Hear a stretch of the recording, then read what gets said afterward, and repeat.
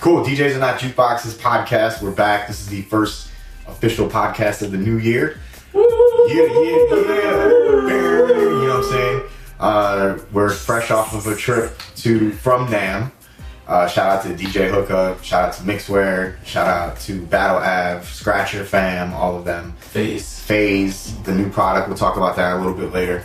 But more importantly, we had a really, really good conversation out there amongst a lot of awesome conversations. Before we get into our special guest and the whole topic and reason we've got her here with us tonight, we'll go around the room, introduce the squadron. My name is Sen, Mr. Beard Butter. Artist, aka I sold out all of the markers at Office Max so I can mark my records. Hey! It's always possible to follow him, so DJ True. Yes, that's what makes it so good, because there's always like this huge intro and it's true. Shout out to the artist. Pictured big ones. Yes, true. Yes, he's in spirit. Yes, he couldn't make it today. Shout out to the I hate DJing today. You know, he took his DJ hat off for the evening. But we do have an awesome guest in the house, and this kind of came from a conversation again from NAMM.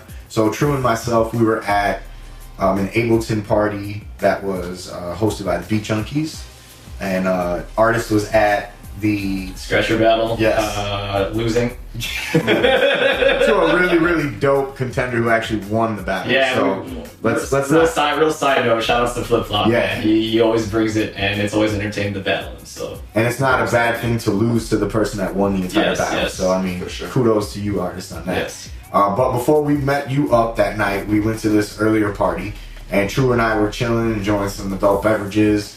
Real good vibe in there. Shout out to Mr. Chalk. Shout out to Repmatic. Shout out to DJ Babu. They were all in the building. Shout outs to the Beat Junkies in general. Man. In general, all the love they showed us out there was crazy. Felt like they were homies by the end of it. Well, what was crazy is that this party, they kept coming up to our table as they were like not playing and rotating, and they just like come hang out. And they were just like, "What's up, guys? Like, y'all good?" And like just talking shit, like just shooting the shit. It was so dope. It was fucking surreal. Yeah, it was. It was really, it was a really. There was such an energy there that was just amazing. Like, I mean, it's still definitely in my pocket with me right now. Yeah, you know? I think that's how the conversation sparked when we were at that event, because it was that event. That was maybe our first 24 hours there. Yep. And we had already just been inundated with dope ass DJs the entire time.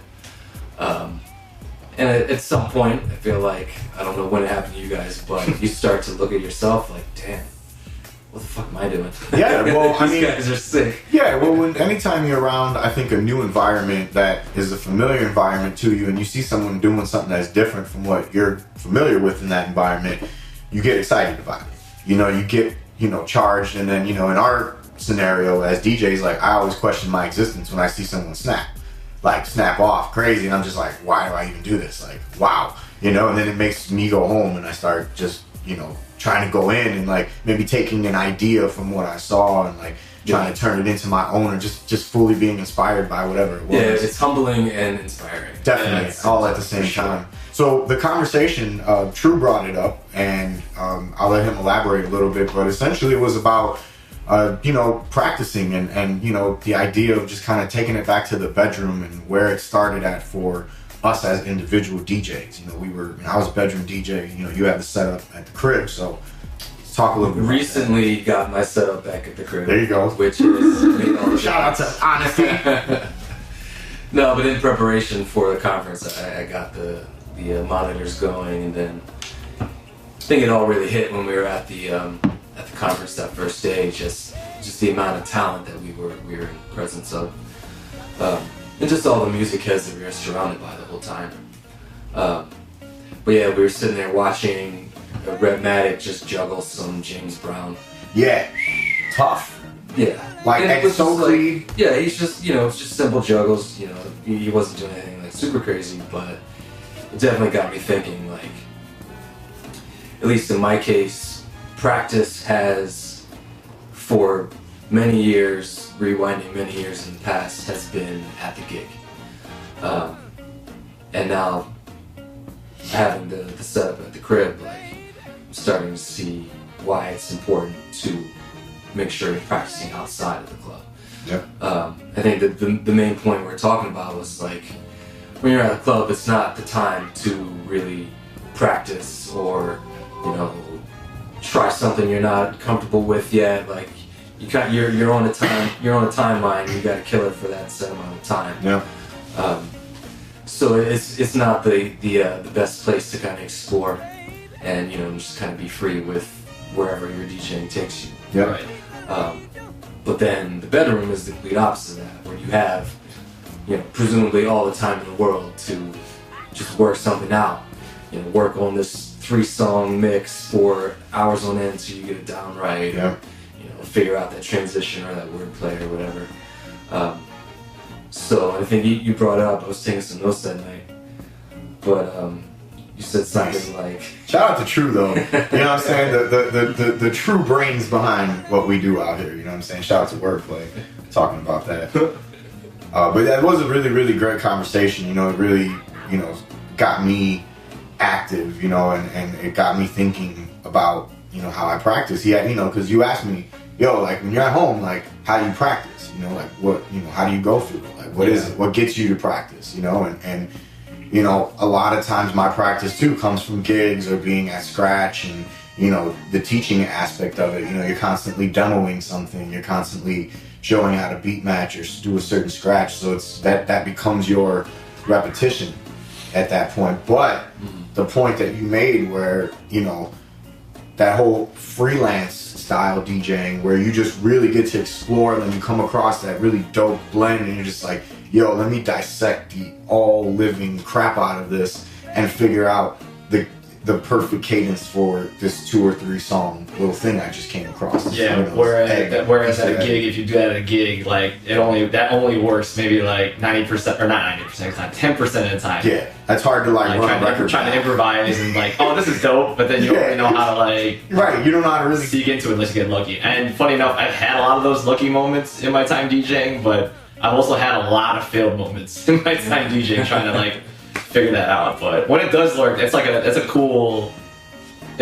kind of like a cool moment of improvisation because like you're locked in. But yeah, not all. I mean, the bedroom is like the best because it just allows. There's plenty of room for experimentation, and there's really no wrong answer. There's no one to judge you unless you're sessioning with someone. And yeah, definitely judge that person. But for sure. And then, you know, the idea of, you know, of experimentation, even just, you know, where you're gonna go with it. You know, you don't get locked into, you know, a themed night or you know, a BPM sorting in, you know, your Serato playlist like that. Taking that slow climb up or down, you know, how we talked about, you just kind of jump and like a song comes to you and you're like, fuck it, I'm gonna play it. And like, that's what we're gonna do right now because you're at home and you have no one to tell you different. Your mind isn't in a, oh my God, is this gonna get the people to react a certain way or like whatever. It's just you just do what you do. Yeah, you're just playing for yourself at that point. Yeah, exactly. You're playing, and it's essentially like why we started DJing. You know, like it's like those first couple of months when you first learn how to blend records together. That's all you did. Like you would just play music. You play your favorite songs, and the fact that you could play them back to back and you're killing it in your own right in your own room, it was just like shit. You know, and now it's like, to get that feeling again is really dope, you know, like to have those moments, like that conversation. And, you know, I don't even remember what I said that night, but I'm shout out to your notes, you know what I mean? Oh yeah, you said something like, the first thing was don't be afraid to break up with yourself. Ooh, that's pretty good. Hey, shout out to Sensei. Hey, that's the LA vibes, man. That's the LA vibes. Yeah, that brought out Sensei. That's all in the cuts, indeed. In the cuts, man. In the cuts. You know what I'm saying? Me and artists definitely still need to make that a series. We will make that. We will be in the cut. Yo, I'm just saying that's gonna be a really fresh series when we start. That's actually that's a really poignant statement, Sen, because like, you know, you get really caught up. Like life catches up to you in so many ways, and like DJing will like catch up to you to the point where you feel like you don't need to practice this shit. You can just go to a gig and just like go off. Like you can, but that's like a complete opposite mentality of what you should have. Right. Well, because this shit's a craft and like Yep. it's meant to be perfected. It's not meant to be like mastered. So And you know, to a certain extent, it is true because you do get a certain skill set where it becomes second nature. Yeah, so no, it is, but that's my thing though. Right, and then becomes fall comfort. back on Right, that. yes, it's exactly. Like you keep doing the same shit, and I agree. And that's something, to be honest with you, like me personally DJing lately, it's like I've kind of fell into that trap, and I'm trying to break out of that now. It's like I think we all have though, you know, because we that was one of the first conversations we had with you when we came back to that scratcher battle. Was like, yo, this is what we were talking about, and you were like, you charged right in, and we all like. It was almost like a therapy session for us in that Jeep on the ride back, and it was just like, you know, like, all right, cool, like we all kind of knew in our own right what we had to do when we got back home, and like it was that kind of nod to everyone from each other, like, yo, like we all know where we're at, we all got here, you know, doing a certain thing, but like let's keep climbing, let's like keep being dope, like, you know, I told True, like, you know, your strongest point is like your library, like, you know, like your style in that, like, and I told you don't be scared, and it was something that I think Chalk played that caught your attention, where you were like, yo, I would have done that blend in my room, but never would I have touched that leap in and I don't remember what the two songs were. It was something soft, like going from a hard ass record, like from Clips grinding, like Toto, Georgie Porgy, and then grinding, and it was just the dynamic was so crazy, but it was so dope. And here, just to add to it, so our listeners know, like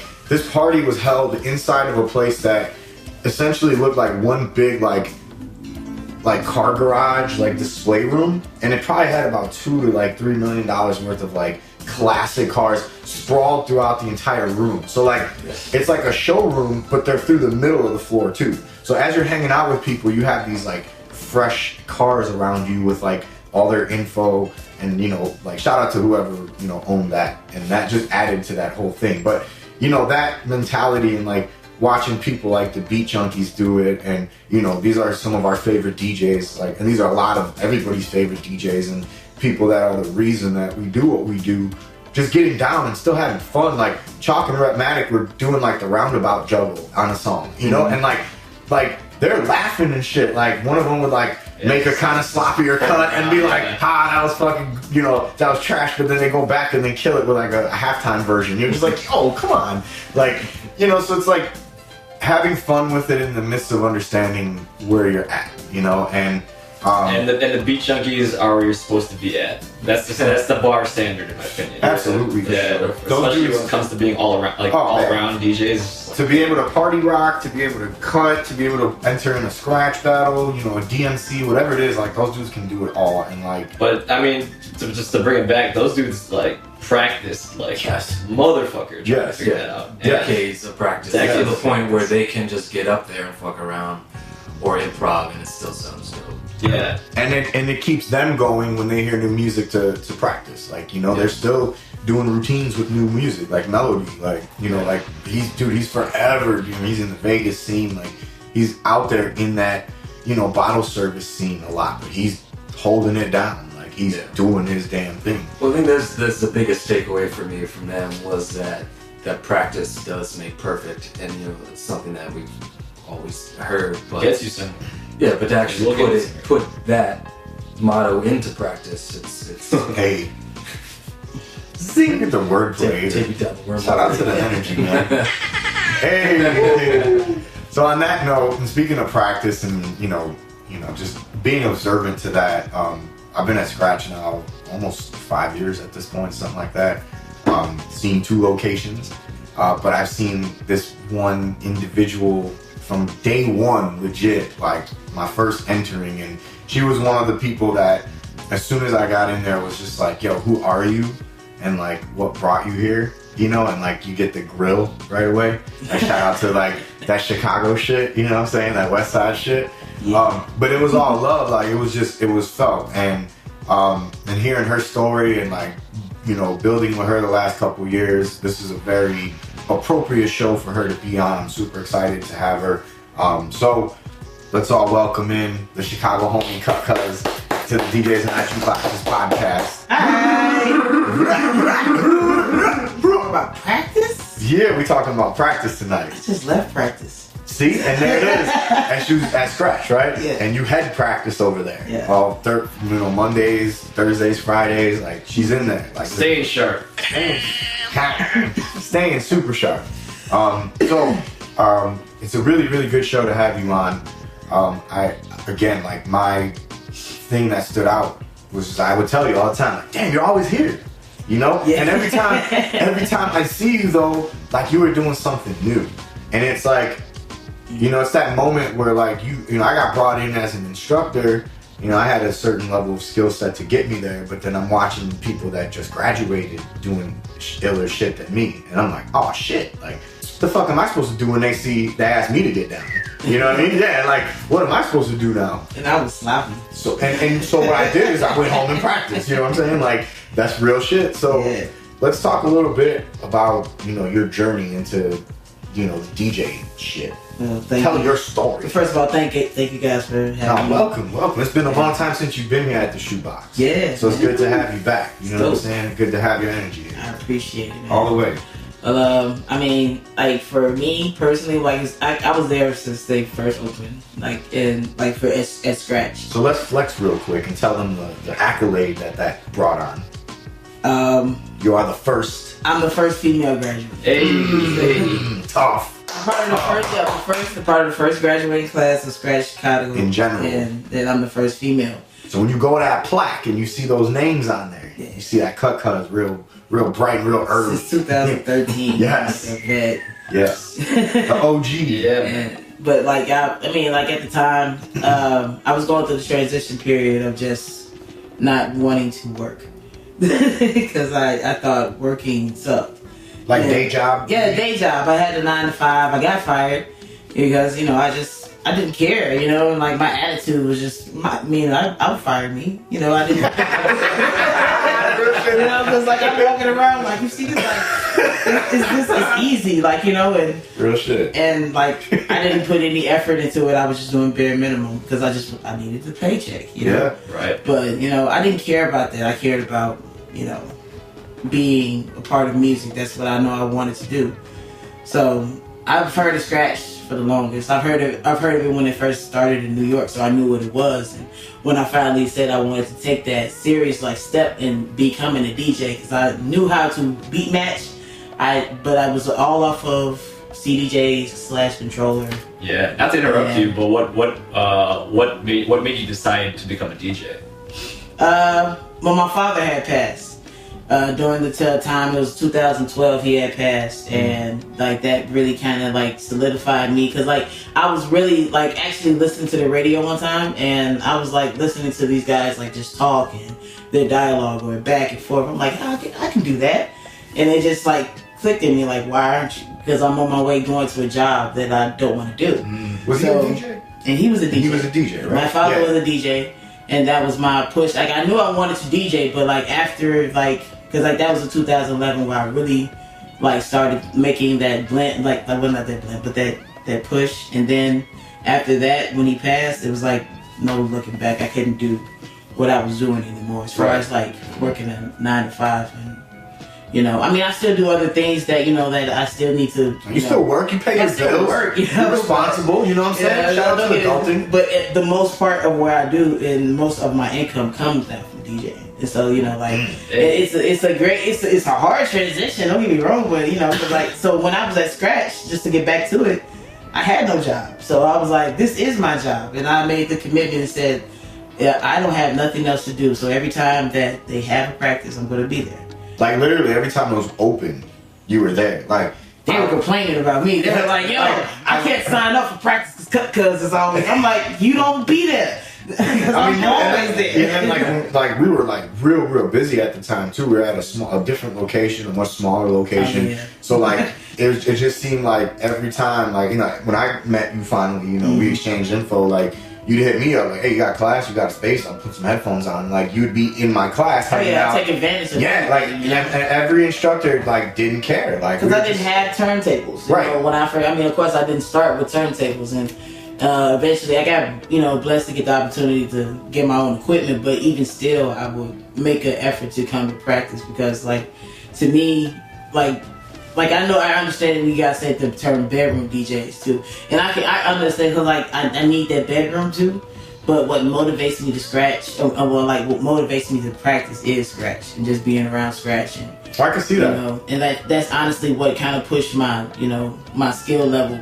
Besides just like being in closed door, because like now I got someone like hearing what I'm doing and they're giving me advice and then or giving me a drill, like Toe give me drills, and then becoming a TA. Just drilling that, consistently, just the beginner stuff. And I wasn't trying to become a scratch DJ, but I just sounded better now, Hey. Yeah. And it's fun, it just adds more to it. And like it gives you something more different besides just, a nice clean bent. Like if you can but do it in your own element. Right, it gives you a signature. Step out of body, but you gotta practice. If you're gonna do that step out of body stuff, like you guys said, you gotta practice that. For sure. So. For sure. And I would always see you those first couple years that I knew you, any gig that I had, no matter where I was at, you were there. And you were like, no matter what instructor was out playing, especially me and Boy Jay, like you were bouncing between our gigs. And like, if we were down the street from each other, I'd see you 3 times in the night. Cause you're just like, I'm gonna go absorb this a little bit, this ratchet shit, then I'm gonna absorb this smooth shit, then go back to this. And it's just like, I like everything, And that was dope because like, you were really, really about that. And I think that, the looks that you've gotten, all the gigs that you've done, the accolades that, you've gotten, the TA, the teacher's assistant now at Scratch, and an instructor, actually. You know what I mean? Like, you're a full-on instructor now. Like, you can lead classes, and, you and I do the summer camp. Shout out to Becky.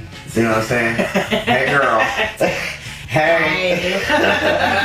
Excuse me. Yeah, exactly. Shout out to summer camps over there. It's mad fun. But, like, I feel that practice element and all that work, something that we all preach over there. It's what you put in, you will get back. I feel tenfold. That's a universe talk that we have on deeper levels, but I feel from a career standpoint, like that's where you're doing what you're doing now. You have residencies, like you have that set up at home now, but like you're still at Scratch, and like you're letting yourself be vulnerable anywhere you go. Like whatever gig you're doing, you're like practicing. There's a 5-minute cut piece in every routine and every set that you do, because it's something like, I just did this for tonight. I'm at Beauty Bar because of this. Like it's so fun. You did House of Blues recently. For the Timbuktu anniversary. That was crazy practice. Like how was that experience?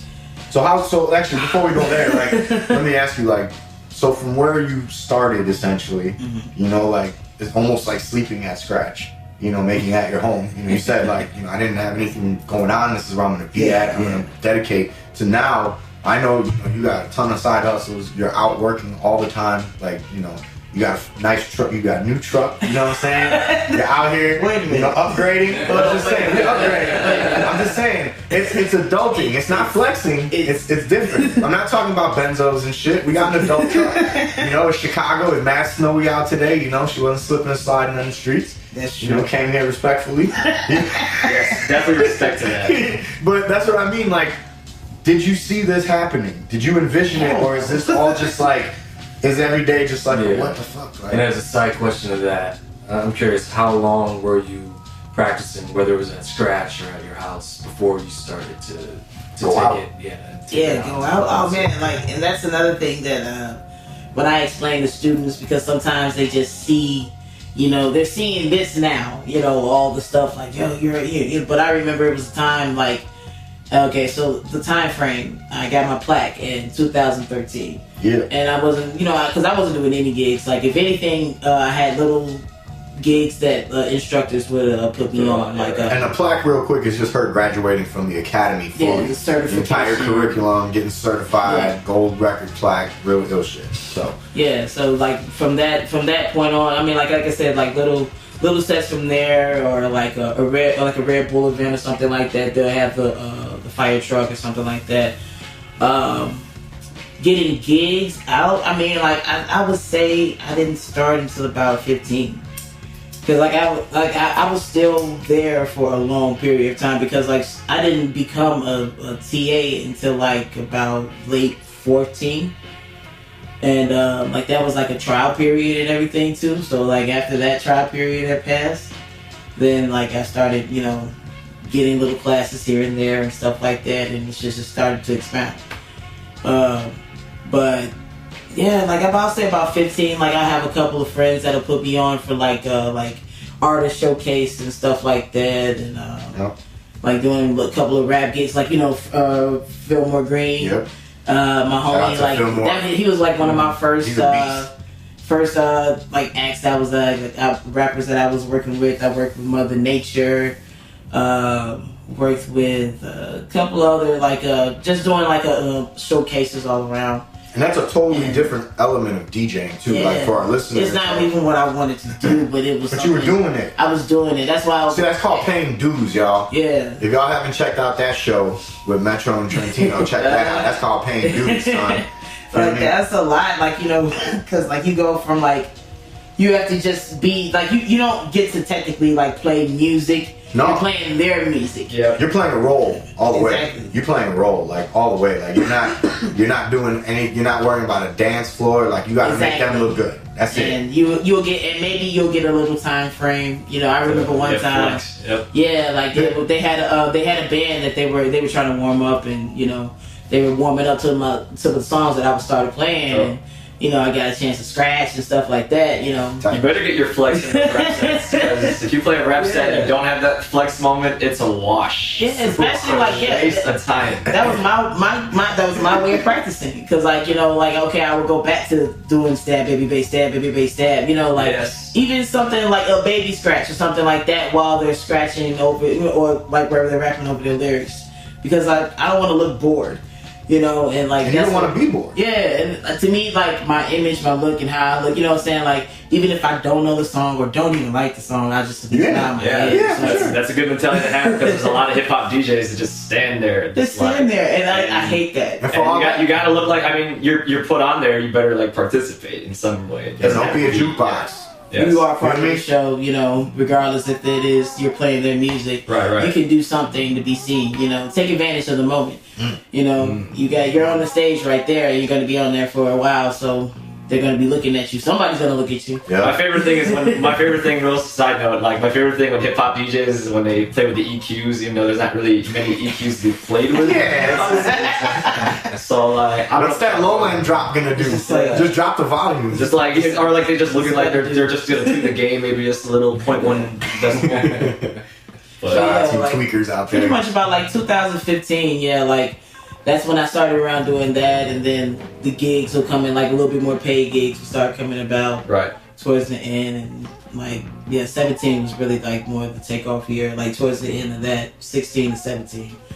So during that, however many years that was, three or 4 years, 4 when years. you're starting to like get more work, you're still keeping your practice schedule up.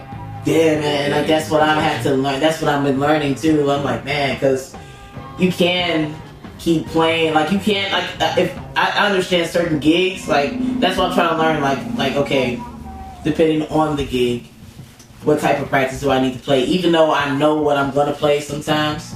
Like, okay, what more can I add to my set versus me playing the same set that I may have recorded? Because sometimes I do a lot of recorded sets, and you know. Yeah, I had to turn the heat off. Sorry, it's colder than a polar bear's toenail. Oh. I had to turn the heat off so that it I'm doesn't like- come in on the mic. But no, You yeah. dip it mid-set. So finding that balance between performing and practicing, like that was something we were talking about in California, was how certain gigs can kind of keep you in a set way, and they were saying just like the comfortability and making yourself uncomfortable. Yeah, making yourself vulnerable. Yeah. But yeah, there's the importance of finding that balance of like me time and then you time. You time, them time, yeah. Them You know, time. like that time, like, you know, like when you guys are talking about like in the bedroom, like that, it's therapeutic. It really is. It helps you. It's refreshing. You know, like it helps you get rid of what, or help you stop thinking about whatever, because it's gonna be still a lot of stuff, like, you know, regular stuff that Anxiety, throws us shit, off, yeah. life stuff. You know what I'm saying? And sometimes it, like, if you can just, it can start off with just a scratch or a juggle. Like sometimes, like I'll just, before I practice my actual set, because like, okay, I'm like recording my Vocalo mix, and Like before, sometimes like I'll just maybe scratch just to get loose, or you know what I'm saying. Like and sometimes that drains. Like I have to be disciplined too, because that can end up to like about an hour of me just doing a juggle and then coming up with something else, and I'm like, oh, then I'm like, wait, I need to finish this. The wormhole of practice. Yeah, but it's still good. Like I mean, it gets you, you know, loosen up, and then you go in and like for me, like I just go in and attack. But you know, like, and then I actually like sometimes like the gigs that I've been getting. You know, like sometimes like they're not all the same. You know, and I don't have to all play the same music. Like it's been, I had a gig like Nappy. It's called Nappy Hour. Yeah. And I have to play a whole bunch of like reggae and you know Afro beat, or you know just a whole bunch of island type music, and that I've. Besides just a Sean Paul, you know, like the stuff that we're, you know, like, you know, like that we're more like Americanized reggae, you know, that's what I would call it, you know what I'm saying, like the stuff the stuff that hit mainstream. Airport reggae. But they have a whole nother culture out there, and like it's just a whole nother just thing that's going on, and it's refreshing. Like I caught myself just listening to some of it, like, and it like pulls me away from just, oh, what's the latest hit of the week, or you know what I'm saying, like, yeah, because like I would hate to, I honestly don't want to be that type of DJ, because like I can be, you know what I'm saying, because like I like to give sometimes that turn up moment, you know what I'm saying, to the people, you know what I'm saying, but I just gave them a whole variation, like my whole set wasn't turn up. You know what I'm saying? Like, I may just gave me about 30 minutes or 20 minutes of turn. That's tough. Well, I think, like, but I still rock the crowd with other genres of music. Yeah, for sure. You know? I think like that subtlety that's an important skill. Yeah. Like, so especially if you have an extended set. Like, you know, I'm not gonna name names, but there's a lot of DJs in the EDM world that are like, it's just one beat. Banger, just like non-stop. Everything has to be a banger. Yeah. Right. Yeah. But that's like the subtlety of building a set up till like peak point, and then like maintaining that or dropping it, bringing it down, bringing it back up. Yeah, exactly. Well, and that's personality too. I mean, that you get to flex your library. I mean, it's stuff that you're listening to at home. You know, like, you know, we've talked about that before, and you know, I think. You know, that comment I made earlier, like every time I go see you, there's at least 5 minutes of cut-cuts in whatever I hear, you know, and it's like, that's dope, because you're not scared to take that chance, because, you know, a lot of us do fall in that wormhole of not being scared, but just forgetting. You get that, you know, like, I get so caught up and I gotta keep this dance floor, you know, so I gotta pay these bills, and you know, my car note's due and my rent is due, and like that's what's in your mind when you should just be there with those people hanging out. Be in the moment. Yeah, like totally hanging out with those people, like you said, in the moment, like, appreciating it for what it is, like, you know, and I think, you know, as consumers, like when we were out in LA, that was a big side of it. Like I got to be a consumer in a different industry, almost like it was just a completely different world. Like where I'm usually a consumer here, back at home once in a great while, because most of the time I'm out playing and I don't want to go out otherwise. Like I got to be a consumer and really like being a consumer. Like, I mean, this place was dope. Like you know, just the setup and the atmosphere is dope. But then for the music to go all these different places, and for your mind to start going all these different places, and for me to like, damn, I wish I had a setup at the hotel. You know, shout out to the portable setup. You know what I'm saying? Shout out, you know, all of our portablists out there. But you know, like a mixing setup, like I just want to go play records and shit. Like it just really got me hyped to like do some new shit. And you know, like having you in the culture out here for us at home is dope, because you know, like you've always been someone that has, you know, shown respect all the way through and through, and not only like how you speak to anybody, but just for what you do with the culture. You know, like it's such a thing nowadays where so many people can take it to any level and do whatever they want with it and taint it, or you know, for lack of better terms, like you know, not help with the nourishment side of it. And you're not only nourishing it, but like you're like making a footprint for yourself in the midst of it, and that's what's super dope. And it's like those stories of like, man, this is where I'm at, this is where I'm at, and this is what I'm gonna do, and you're doing that shit now. You know, like you did A-Fest. You know what I'm saying? Like, you know, you mentioned Vocalo earlier. You won a battle, a DJ battle here in Chicago to get a residency on Vocalo. Flex on him. You know what I'm saying? And that's the dope part. She's not gonna flex on y'all. Like, she'll leave that up to everybody else. You leave your work to do that, and that's the dope side. So I'll flex for you. So now that you're in this little more flex mode, you know what I'm saying? Like, how is, outside of like finding the time for your practice and you know everything, how have you seen your practice change in well, like you said, I'm definitely about curating. Like, I felt like, okay, so I had a couple of like good parts. You know, when you have a good set, and you know, like you kill it, and you just have control over the crowd. Like every song was just like hitting, and they were just reacting to it. So I would definitely say that set and just try to build up on it. But like also too, shout out to Craig History. Now it's like, you know, it's like I try to definitely get into that element of like, okay, you know, like I really just try to get more of a feel and a vibe of things. Like, you know what I'm saying? Like I'm trying to let go of overthinking, you know, because like I feel like the thought process is one of the biggest defaults of like a DJ. And, you know, sometimes we can just be overthinking and not letting the song, like not noticing what's going on and all the things that could be going on and the potential, you know, like one of the, like my parties, like when I had my birthday party at Timbuk Tuesdays, it was so many vibes, different type of vibes that were going on. Like I said, people were turning up, and then next thing you know, like it was like it was a freaking. You could curse. It looked like it's just a fucking, like, you know, like a reggae, you know what I'm saying, video shoot. Right, you know what I'm saying? Like, I'm like, oh my dance god. All like, vibes and shit. Like, why is this girl on the floor? You know? And then, like, you know, after the party, you know, of course I play, you know, the slow music or whatever, but my friends are telling me stories about one girl getting, like, you know, like almost got into a fight with her man because she up there grinding and dancing on some model dudes. You know what I'm saying? They're like, that show you apart. And like, you know, like these are the type of vibes that I want to like create. And like I said, it wasn't all. Yo, starting fights without playing MOP is that shit. Like, you probably played some sweet ass shit too when you causing riots and shit. Yeah, that's like, low key, you brought up a really good point. That's something a lot of people sleep on when it comes to DJing. Like, you're affecting these people's like livelihood. I want to create a baby. Yeah. Like, you know, like that's the more like when I go in there like Revel Room. Like I had Revel Room a couple times with Slot. Oh my god, I remember one time it was so fucking hot in there.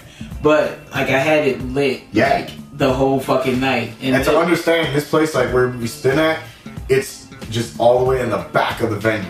So like it felt like a basement party. Yeah, if the homies that work there like keep the back door open to get that airflow from the alley, then you're good. Otherwise, it's a sweat box. It was dripping sweat. It almost feels like the ceilings are sweating. Yeah, and I had a tank. But it's popping.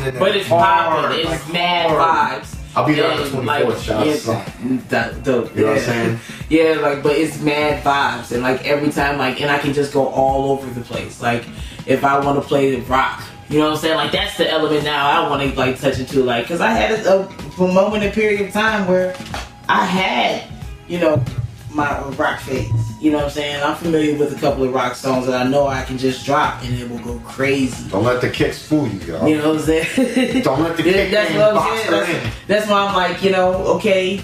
But like for those type of venues, like they would like set me apart. They would be like, man, you played everything. Like, cause like they would be like, you took it up here to the next thing, the point where they were standing on couches. And now you just like slowed it down and you set the vibe and you just grab control. Like I had control over the party. And of course, I took no requests. Yeah, you know take no requests. Hey, when you know you got control over it, don't take requests. Just be like, I got it. Now, sometimes listen to it if it makes sense. Like, I got you, man. Here, throw it on. Hey, you know, it gets you a couple of cool points, makes you look good. Like, yeah, you should play my song. She raw. Said they go back to their home. Yeah, I was gonna play that song anyway. I got you. You know what I'm saying? Right. But if Let me it's get something there. like left field and you took sticking your screen in my face, That's usually the bit. That's when you get the hell no. I was like, nah. The hell no, we won't I go. mean, you can go outside and listen to that. Yeah, you go to the whip, like, you know, you got the aux cord. You don't see this? I'm like, you don't see this vibe? That, you know, but like, Just turn around, B. it's about, once I noticed that I had control over the party and, you know, that I can just let things flow and, you know, just enjoy myself and not be so tense. Because I remember in, what was that, the 90s party for Boy Real J, Love? a Real Love in East Room. Yeah. I was just going in. It's bam, bam, bam. Boy J came over like, slow down. Yeah. He's like, I'm like, you the one that told me I gotta go fast. He's like, I know, but slow. Let it breathe. Let it breathe. And then once I did that, I noticed the vibe, and I'm like, oh, it's like little gigs that just, you know, just taking advantage of the moment and just being like, okay, and learning from it. You learn from what it is, and then like you become better, and then you understand what that is. Yeah, man. Constant search for more, basically. Yes. Yeah, and I think that's basically why I love practice, because it allows you to, it tempers you in a lot of ways. Like, you find all those little subtleties. Like, I mean, that's one thing a lot of people sleep on as DJs. Like, you literally control like the overall vibe of a spot. Like, even if the owners might have a say in that shit, but like, Yeah, you don't have to give into that. nah, you know? yeah, No, exactly. yeah, there's a way to play it, and you know that comes with experience. That comes with, you know, all of that practice. That comes with, you know, knowing how to sneak in that shit that you're not supposed to, but you know it's gonna hit, and like you just are able to come out of it too quick to where they just aren't like, you don't get them to the point where they're on the couches about to jump off of them. You get them to that point where they're about to climb on the couch and they're like, oh, okay, hold up. And then they reconsider because they're like, yeah, maybe not the classiest move right now. Like, it's a cool spot. It's, you know, it's lit in here, whatever terminology you want to use. And it's like you said, it's a vibe, it's an energy, and we're controlling it, we're catering it. And, you know, those that understand energy in general get it. Like, those are the people that come up to us and like, y'all, I don't know half the shit you're playing, but it's dope.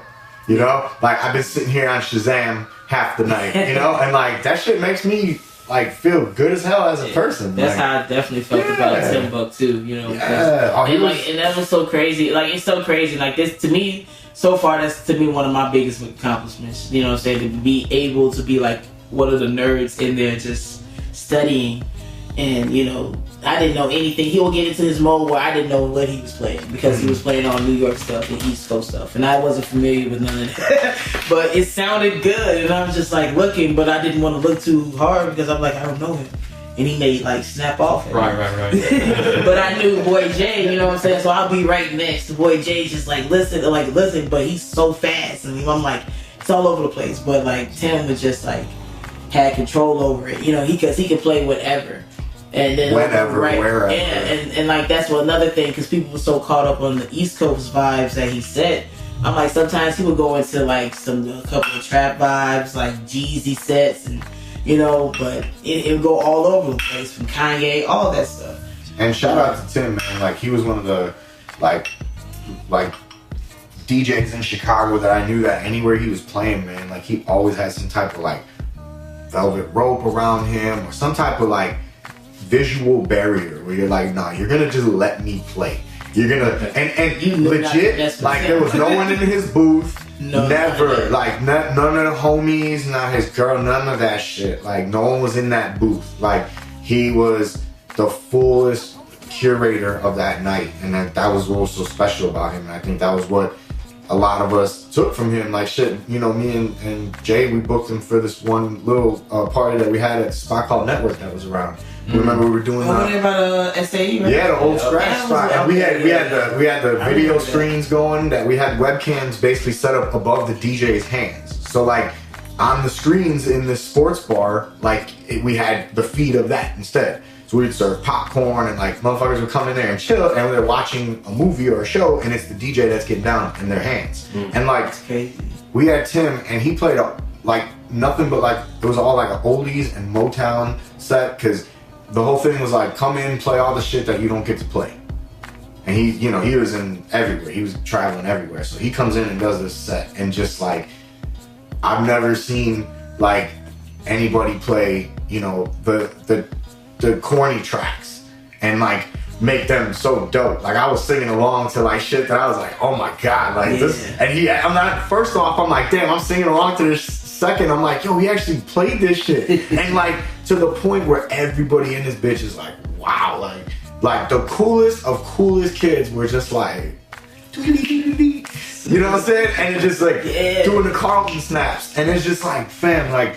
To be able to generate that type of energy and convey it and like just basically throw it at people's faces and be like, bah, this is where I'm at. Like it was incredible. So yeah, and now that you're part of that legacy, it's really, really dope. Because, you know, like you have to be a certain type of person to continue that legacy for sure. Oh yeah, you know, Tim wasn't allowing nobody, you know, not just anybody. Because like I said, I remember it was a time where, you know, I did have that window, that 15-minute window, but this is when he was out of town. And, you know, boy Jay snuck me in another K-City. Me and K-City got a chance to play, you know. Tim wasn't happy. But, you know, because like he didn't know who we were. He just knew we were beginning. And that was his night. And, you know, he has a certain way how he runs his night. And, you know, I can't do nothing but respect that, but I killed it that night. Hey. I mean, I you know, it was cool, you know what I'm saying? Let him know.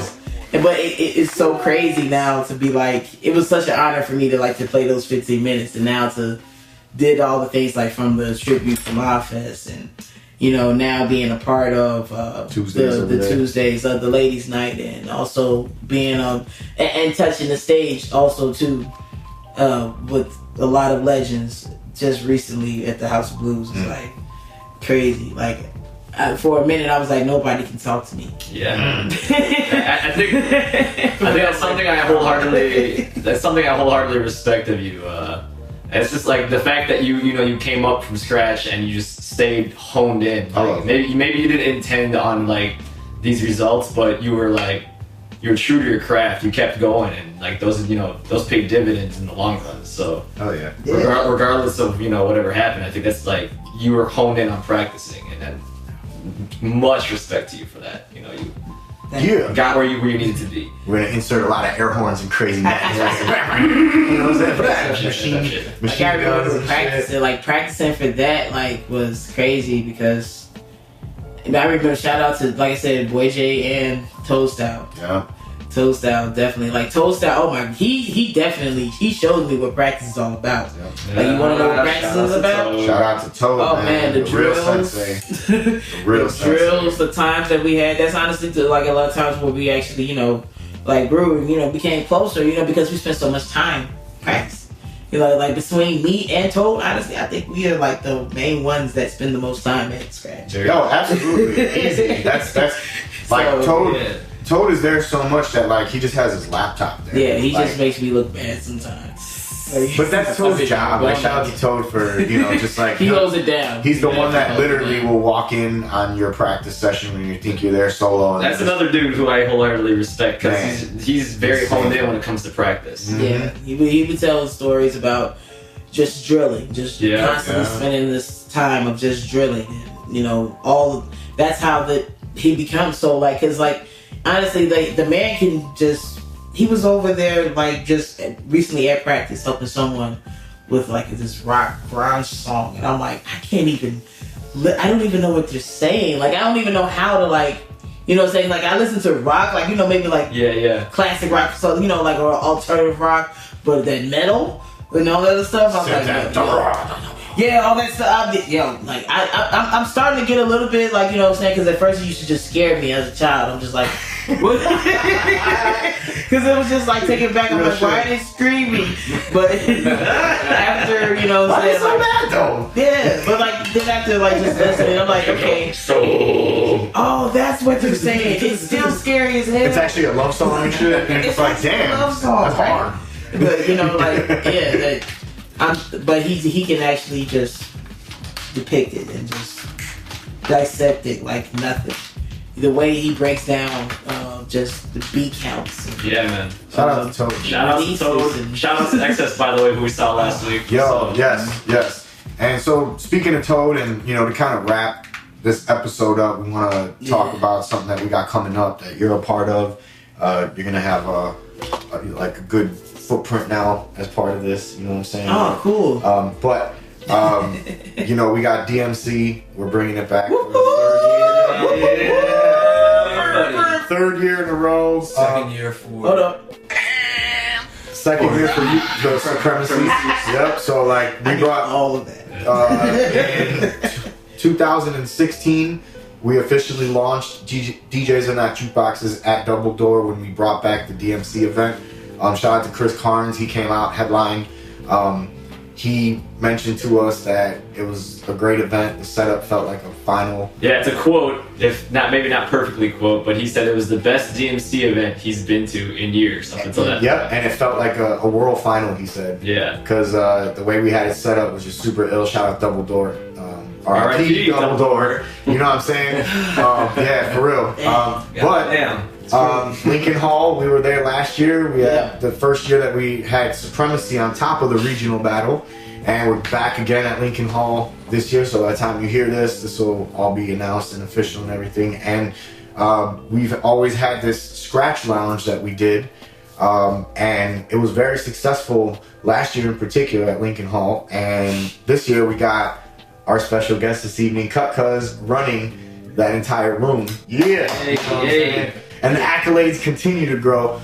We were really psyched. You were obviously the first name that came up, and that's not just like on some air shit. Come on, that's man. just like stop gassing. Oh man, hey, we need that gas. So we got all types of gas. You know what I'm saying? I know y'all went through a couple other names. No, seriously. You know, one thing that I really appreciate about you, and this is something that I'm very keen on, and it's only something I've come, Oh, don't cry, girl. No, it's only something I've done on the last few years with teaching at Scratch, but the whole female DJ, like, I hate that shit. Like, she's dope for a female, or, that's a dope female DJ. Like, the fact that you never ever have once used that as, like, part of your marketing or part of your brand or part of your skill set, you just like, oh yeah, I'm a fucking girl, whatever, like, and you get the fuck down. That's dope. So we're proud to have you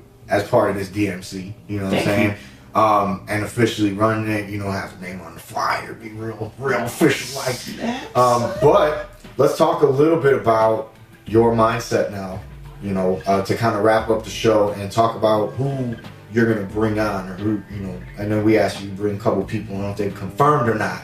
Oh, yeah, no, they're not confirmed. Okay. But I have some. Let's talk about your mentality as far as running it now. Now that you've done your work, you've shadowed the instructors and the DJs that you wanted to shadow. You did the fucking grunt work. You know what I'm saying? You put in that time. Now you're actually setting shit up. Let's talk about that to round out this show. Just talk about how I feel. Yeah, where's your mind at right now? Like, man, it's doing crazy. the DMC. Like, we want to talk about that DMC a little bit. So it's a big adjustment because I can't think no longer as a beginner, even though sometimes I still feel like I am a beginner because it did really happen fast. But I mean, like I said, I still remember the times where it wasn't so fast and it was just I'm like, man, I can't get a gig for nothing. Like, I suck. But, now she's lacking on the email replies. No, I'm just kidding. That's true. I need an assistant. Oh. You made it when you don't give a fuck about your email. When you're not stalking them and shit. Those are all lies. Please email me at DJCutCuz. But, it's a different mindset because, like I said, I can't no longer think as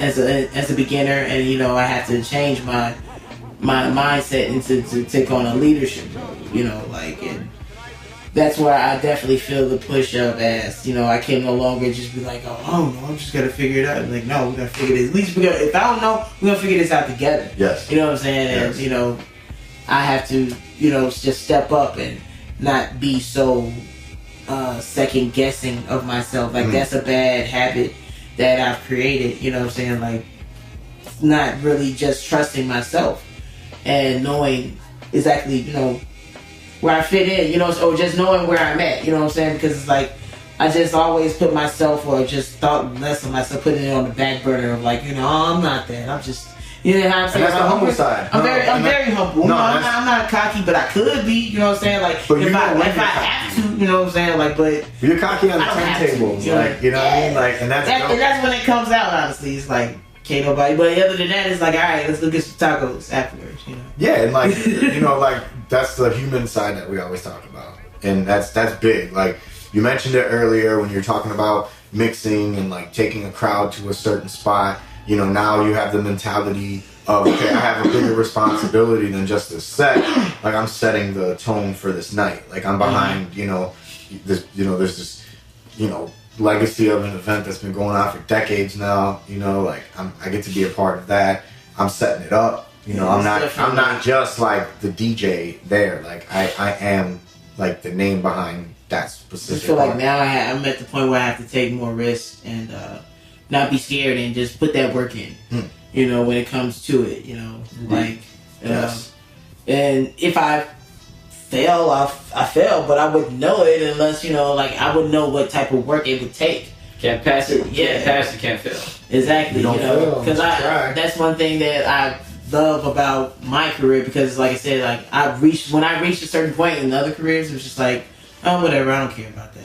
But now I care about my career. You know, I care about, you know, I love what I do and I want to keep excelling and keep excelling. Every year I want to have another, you know, accolade where I did this. And even like now it's like it's another year, so it's like, what's next?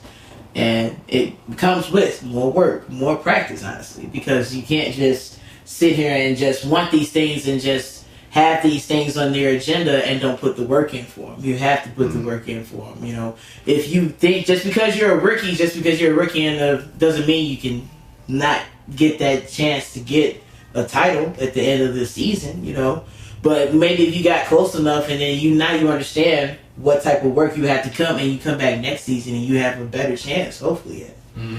You know, but or maybe even lose again. But you know, how many journeys, you know, keep going. Everybody else got to go through just to get that. How many times did LeBron fail just to finally get that? I mean, yeah, he went to another team. All your favorites went through it. Yeah, and go through it every day. We're a student of the game until we quit the game, and I always say that shit.